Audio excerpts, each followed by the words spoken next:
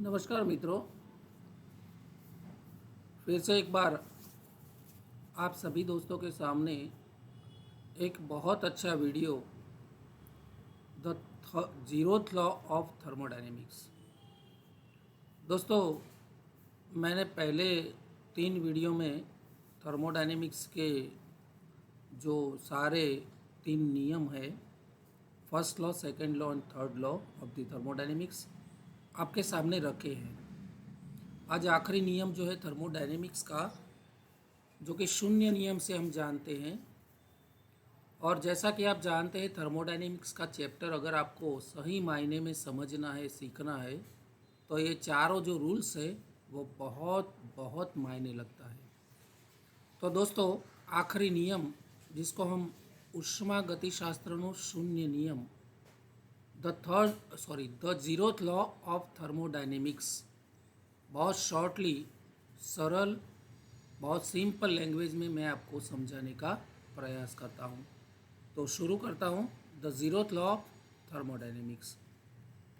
सबसे पहला जो मुद्दा है उसमें वो मैं आपको बताऊँ तो the zeroth law of thermodynamics is one of the 4 principles laws of thermodynamics. यानी कि थर्मोडायनेमिक्स के जो नियम है, महत्व के नियम, मुख्य नियम, उसमें से बहुत अच्छा एक महत्व का जो नियम है, that is called the zeroth law of thermodynamics. It provides an independent definition of temperature without reference to entropy, है ना, which is already defined in second law.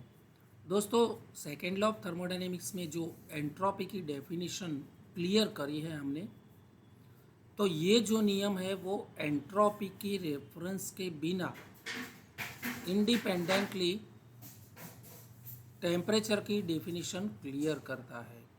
यानी कि टेम्परेचर का महत्व सिस्टम के ऊपर कौन सा और क्या है।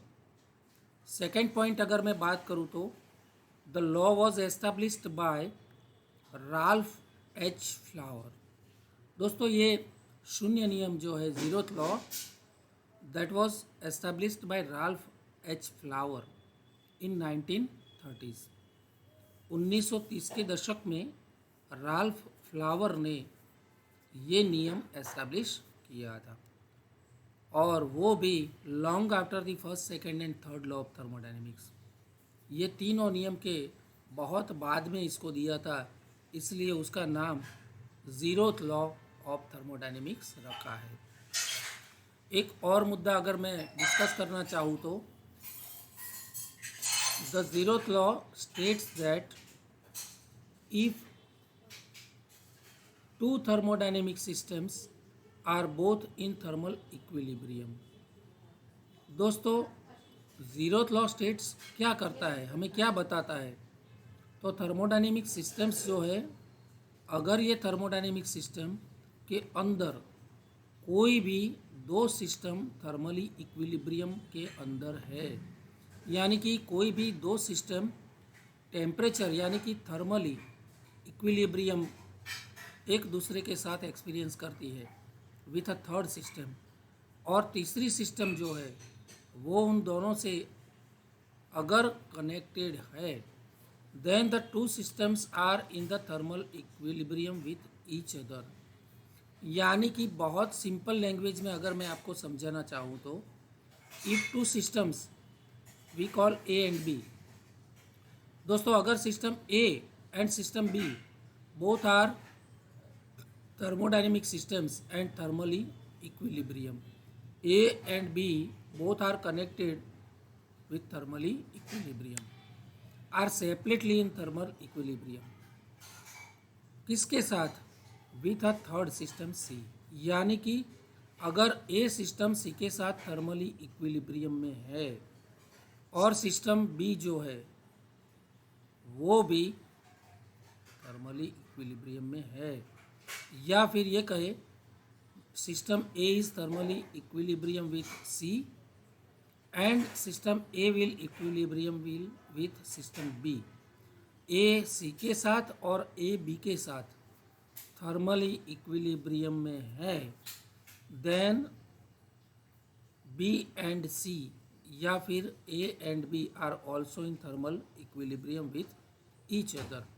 अगर मैं फिगर के साथ आपको समझाने का प्रयास करूं तो बहुत आसानी से ये फिगर के जरिए भी हमें समझ में आता है।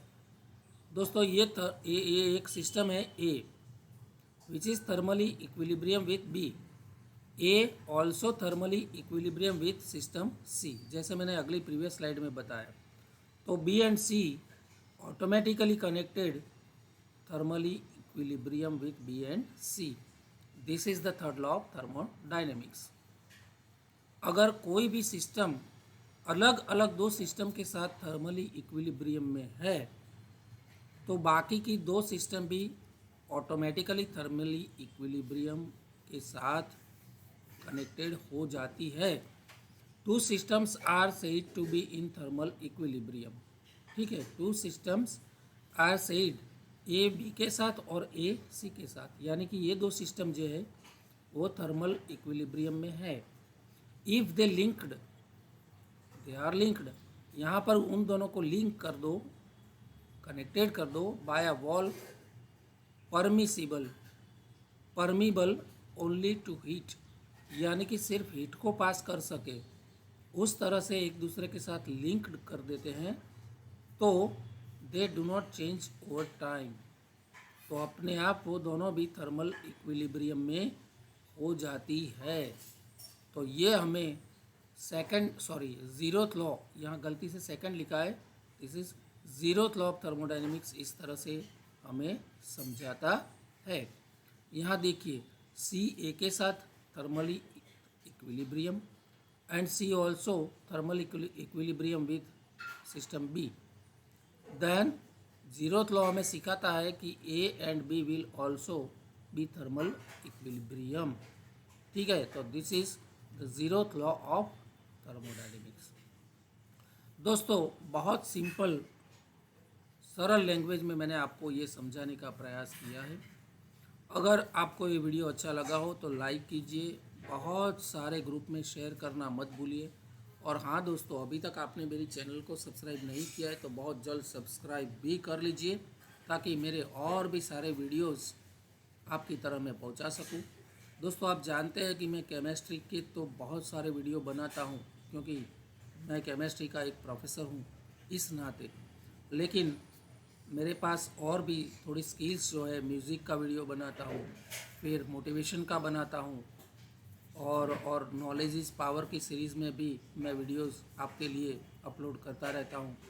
दोस्तों जो भी स्टूडेंट्स नेट CSIR जैसी कोई कॉम्पिटिटिव एग्ज़ाम देने जा रहे हैं उनके लिए भी अलग मैं वीडियोस एडवांस क्वालिटी के भी बनाता हूँ केमिस्ट्री को लेके, तो आप मेरे वीडियो देखते रहिए। दोस्तों अगर अच्छा लगा हो तो बहुत बहुत लाइक और शेयर करना मत भूलिए। धन्यवाद, मिलते हैं नेक्स्ट पॉइंट के साथ इन नेक्स्ट वीडियो। धन्यवाद, नमस्कार।